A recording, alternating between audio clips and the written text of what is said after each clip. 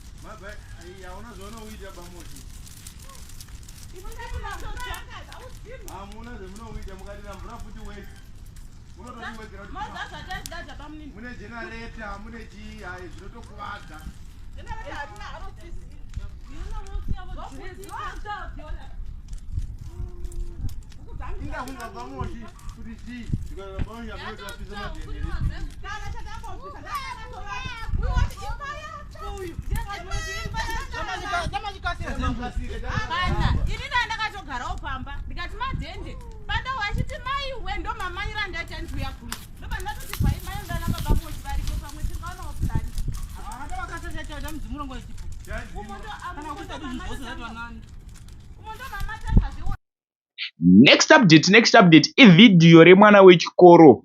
Madrugs munyika ino yeZimbabwe zvakunyanya. Unotoona munhu achibuda pavideo achimwa burongo achitaura zvaanenge achitaura nemusoro wake. Izvo zvakupa kuti vana vechikoro varasike. Pane vaya vaiti mhuri rinozoya richiti Hatirare video tatakariona. Kune vamwewo vanenge vasati variona. Saka ndauya navo vanoti Hatirare chivideo chakudhara, but vana vazhinji vari kurasika muzvikoro. Kana wakaona video handowatanga kuona first update, zviri nani kuti usazoite kuti vamwewo vasati vaona video iyi vasvibe munhu. Much love. Abanye abangane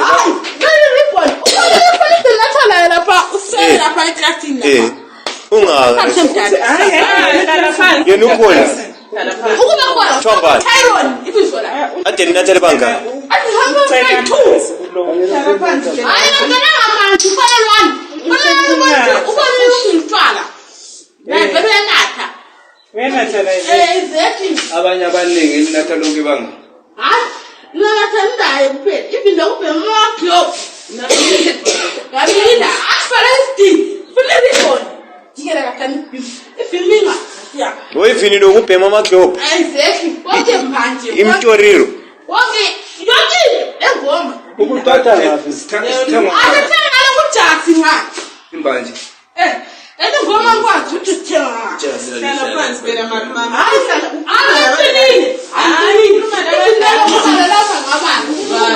Nyabanje phoma ngakho phanda phela phansi lapha phesela lapha hayi khala phansi lapha phela lapha zachisela ulimali ngokudaba uzataka kakhulu khala lapha phela lapha ukinithalela Ina ngiyafundisa.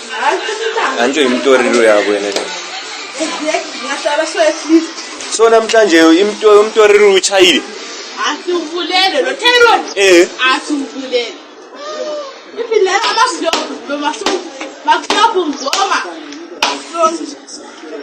khona na ubana ngona exactly oyumada uyamhlonwa wet staff Kana usho. wet staff yamhlonwa mashado arikuku Mina madoda akwazi ukuthi kusasa ngabi njani. But awuda ndaba. Kodwa uzahamba lawe ngikhaya kulokuthi ulahleke. Exactly. Ugogo ungcono uzakuchaya kodwa uzahamba lawe ngikhaya. Exactly. Funilanga lapho. Funilanga. Funilanga. Even ngadlalela ngisofa ugogo ngabuya. Hayi. Awula fresh. Arimaje. Duana chuambani. Duana chuambani. Dua. Wena khuluma uchuambani. Uchuambani. Uchuambani. Uthairwe. Awu right kona uthairwe liyabelisenza. Sonke. Ndakuzulala nafansi. Ebedeklantise ngakufakaze into lokufunata.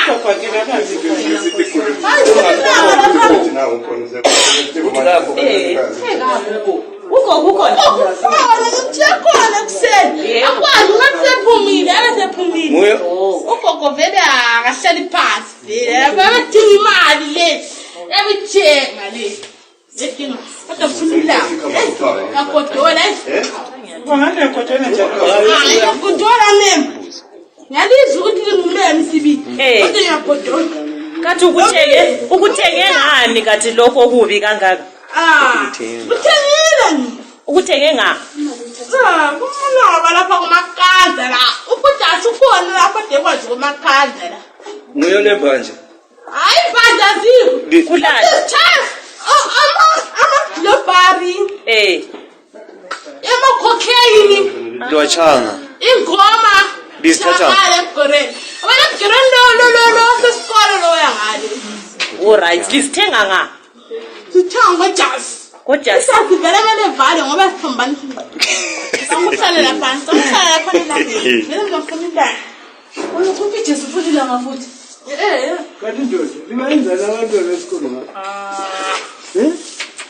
Hayi, Kathi kwenza ngokho kwathemba njalo. mina ngikhaya. Gala. What 56? Linga umuva. 3. 2. 11. Nanga uthemba. Yena ngikhohle mina. Dada phela sisela Ngibo. Kulapha ezisi. Ngiyasuthi ngikho konga. awuhlala ngawusizezi. Hayi mawusithi. Hayi, lokho ngiyazela ngiyavota.